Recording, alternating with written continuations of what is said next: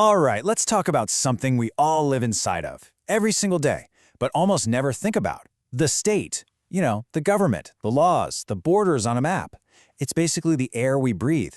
But we rarely stop and ask the most fundamental question of all.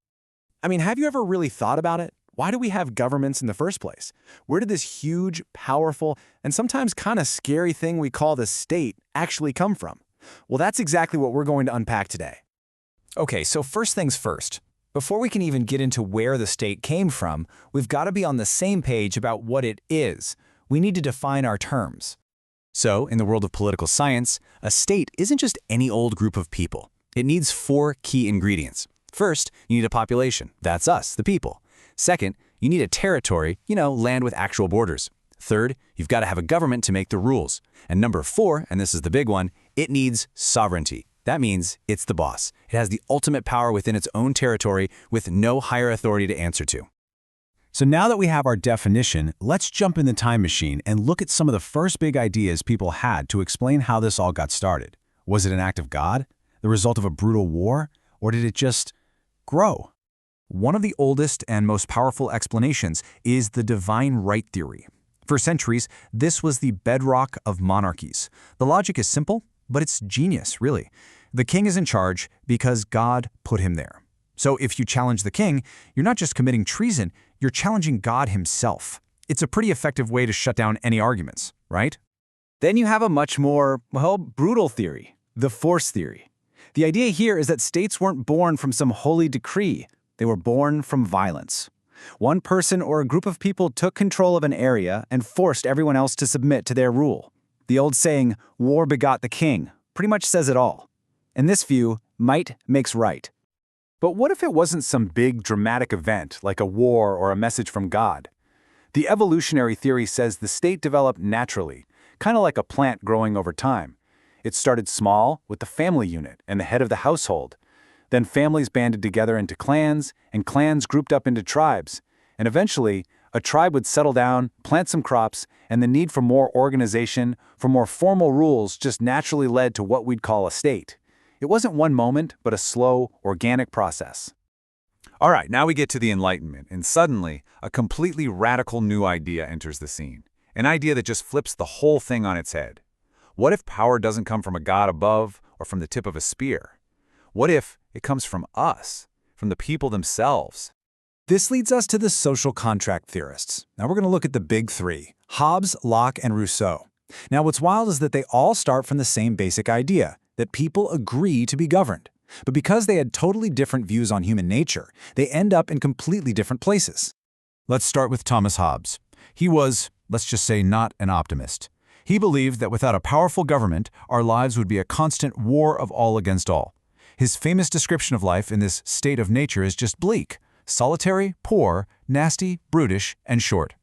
So for Hobbes, we willingly give up our freedom to an all-powerful ruler, basically a king, in exchange for one thing, not getting killed.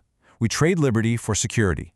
Now, on the complete other end of the spectrum, you have John Locke. He saw things very differently. He argued that we're all born with natural rights, the right to life, liberty, and property. And for him, the whole point of government isn't to control us, it's to protect the rights we already have. And this is huge. If the government fails to do that, the people have the right to get rid of it. If that sounds familiar, it should. Thomas Jefferson was a huge fan. And then you have Rousseau, who opens with this absolute banger of a line. He believed that we're all born naturally good and free, but that society, especially the idea of private property, is what corrupts us and puts us in chains. For him, the social contract wasn't about protecting yourself like for Hobbes, or your property like for Locke. It was about all of us coming together to create a society that serves the general will, to achieve a kind of collective freedom for everyone. Of course, the conversation didn't just stop in the 1700s. As we move into the modern era, thinkers started asking a tougher, maybe more cynical question. Okay, so we have a state, but who does it really work for? And this question basically splits into 2 big answers. On one side, you've got Marxist theory. It argues that the state isn't a neutral player at all.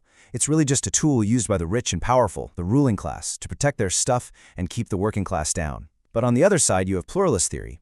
This view says, no, it's more complicated. Society is filled with all kinds of competing groups, corporations, labor unions, environmental groups, you name it. And the state is more like a referee, trying to balance all of their competing interests. So divine right, force, social contracts. You might be thinking, okay, this is some interesting history, but what does it have to do with me today? Well, here's the kicker. These aren't just dead ideas in a textbook. They are the invisible blueprint for almost all of our political arguments right now. Seriously, think about it. Every time we debate government surveillance and privacy, we're really just having a modern-day fight between Hobbes, who wanted security at all costs, and Locke, who wanted to protect liberty. When we argue about universal health care or free college, that's a debate about Rousseau's general will and what we owe each other as a society. And anytime you hear people arguing about money and politics, that's the Marxist and pluralist theories going head-to-head. These ideas are absolutely everywhere. So that brings us to the final question, and this one is for you. After hearing all these theories, from gods and kings to contracts and classes, if you could build a state from scratch today, what would its main goal be? Would you build a state for security, like Hobbes, a state to protect individual liberty, like Locke, or a state to create collective equality, like Rousseau? The answer you land on, well, that's the core of your own political philosophy.